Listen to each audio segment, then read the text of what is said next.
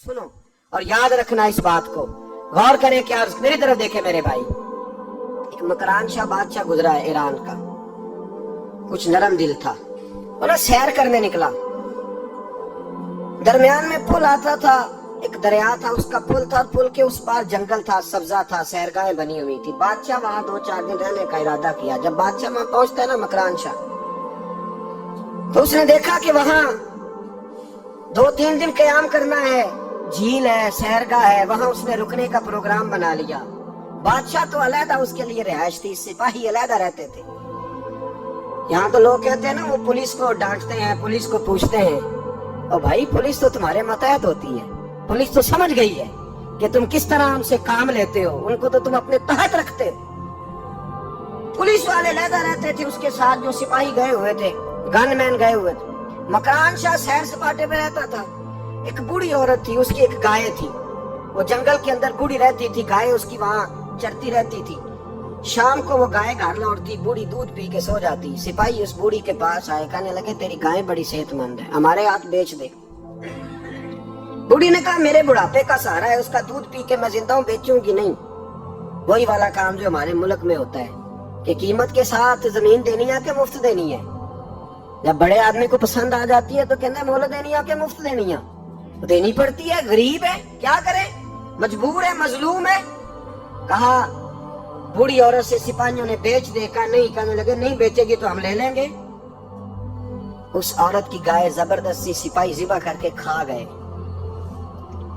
बूढ़ी ने बादशाह तक पहुंचना चाहा, लेकिन उसको पहुंचने न दिया गया, मना कर दिया गया, उसकी रसाई ना हो सकी, गरीब औरत थी।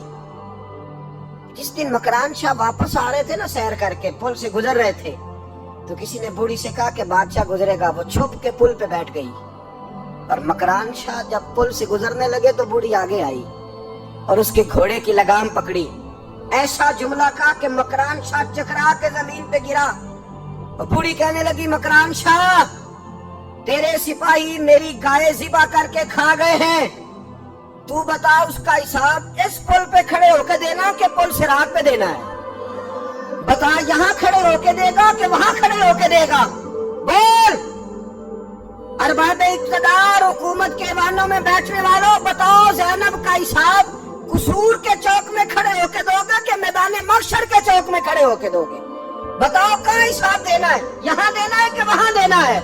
हिसाब तो बहरहाल तुम्हें देना है, इस कौम को उसका हिसाब तो, ज़ैनब का हिसाब तो देना है, देना पड़ेगा, दिया जाएगा, पूछा जाएगा।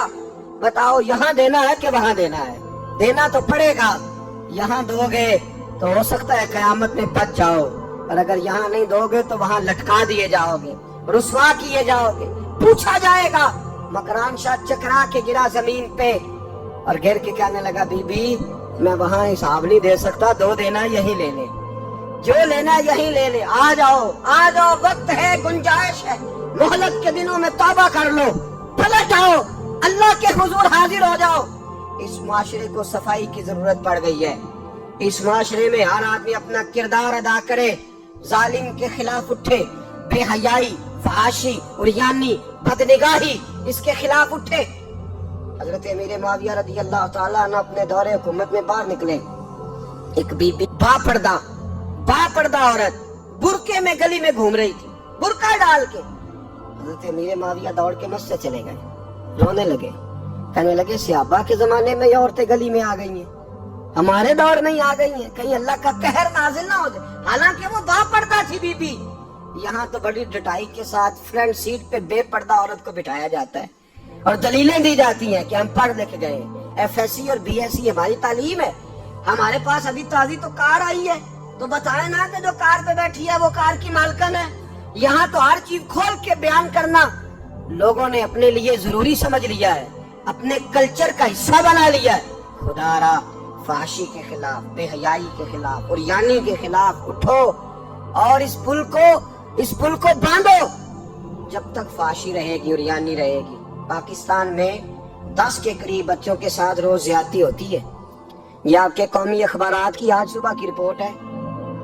ये तो वो चीजें हैं जो खुल के बाहर आ गई, और इसके अलावा जो बेहयाई के अड्डे खुले हुए, न जाने उनकी तादाद कितनी, किस कदर ज्यादा ظلم ہو رہا ہے. میرے رسول پاک صلی اللہ تعالی وسلم نے فرمایا جب کوئی زنا کرتا ہے تو ایمان اس کے سینے سے نکل جاتا ہے اس کے سینے سے. آنکھوں پر پردہ ہونا چاہیے, کانوں پر پردہ ہونا.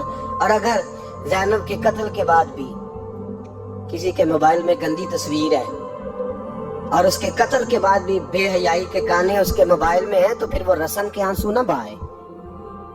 پھر وہ صرف 2 منٹ کے لیے آگے بڑھ کے مرثیہ خانہ بنے اور پھر شاعر اور ادیب بننے کی کوشش نہ کرے اور پھر اپنے حصے کا جملہ لگا کر اپنے آپ کو فیس بک پہ ایکٹیو رکھنے کا تماشا نہ کرے. کیا مطلب ہوا ان چیزوں کا؟ اگر ابھی بھی برائی کے خلاف نہیں اٹھنا, بے حیائی اور فحاشی کے خلاف نہیں اٹھنا, میرے عزیزو آخری بات سننا اور اس کو ہمیشہ یاد رکھنا. میرے نبی پاک صلی اللہ تعالی علیہ وسلم نے فرمایا ہے کسی ایک مسلمان کے قتل میں اگر اہل زمین اہل آسمان سارے بھی شریک ہو جائیں, سارے, تو فرمایا ہو سکتا ہے اللہ سب کو جہنم میں ڈال دے. اس لیے کہ جو قتل ہے نا, قتل ایک ہے زیادتی اور ایک ہے پھر اس کے بعد قتل. ایک انسان کا قتل انسانیت کا قتل ہے. اتنا بڑا ظلم. اور یہاں تو اب قتل کی خبر آ جائے نا اخبار پہ تو اتنی دلچسپی والی رہتی نہیں.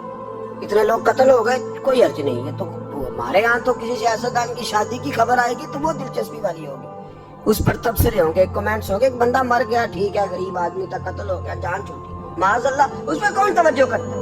یہاں تو ان کے میلے چھیلے تماشوں پر لوگ تبصرے کرتے ہیں. یہ جو کوئی نئی ایکٹنگ کرتے دکھاتے ہیں اس پر ہماری توجہ جاتی ہے. اتنی عورتوں نے خودکشی کر لی اس لیے کہ شام کو کھانا نہیں تھا, بچوں سمیت دریا میں کود گئی. یہ ہوتا رہتا ہے, اس کی خیر ہے. معاذ اللہ, یہ تو سارے زمانے میں. یہ دیکھو کہ کسی سیاسی لیڈر نے کوئی نئی ایکٹنگ کی ہے تو اس پر تبصرہ کرتے ہیں, اس پر تھوڑی دیر بیٹھتے ہیں. او خدا کے بندو, اپنی ترجیحات بدلو. میں کہا کرتا ہوں ان کی گاڑیوں کے پیچھے بھاگنا چھوڑ دو گے تو یہ صحیح ہو جائیں گے. ان کی جائز ناجائز چیزوں پر نعرے لگانے بند کر دو گے تو یہ صحیح ہو جائیں گے. خدا را, زینب تو چلی گئی پر ہمیں ایک پیغام چھوڑ کے گئی ہے کہ فحاشی کے خلاف اٹھ کھڑے ہو. اب ظلم کے خلاف لڑنا سیکھو. اب اپنے اندر یہ طاقت پیدا کرو. ہمیں سارا پتا ہوتا ہے لیکن اس کے باوجود ہم ظالموں کے ساتھ کھڑے ہو کے ان کی تعریفیں کرتے ہیں, تصویریں لگاتے ہیں, سپورٹر ووٹر بنتے ہیں. اب اس کام سے باز آ جاؤ. خدارا اب بھی سمجھ جاؤ. اے اللہ, جمعے کے دن اس اجتماع میں تیری بارگاہ میں دعا کرتے ہیں. خداوندہ ساری بیٹیوں کو حفاظت کا پردہ عطا فرما. اللہ سب کے لیے حفاظت کے پردے نصیب فرما. اور میرے مولا ظالموں کو کیفر کردار تک پہنچا. اللہ ان ظالموں کو نشان عبرت بنا.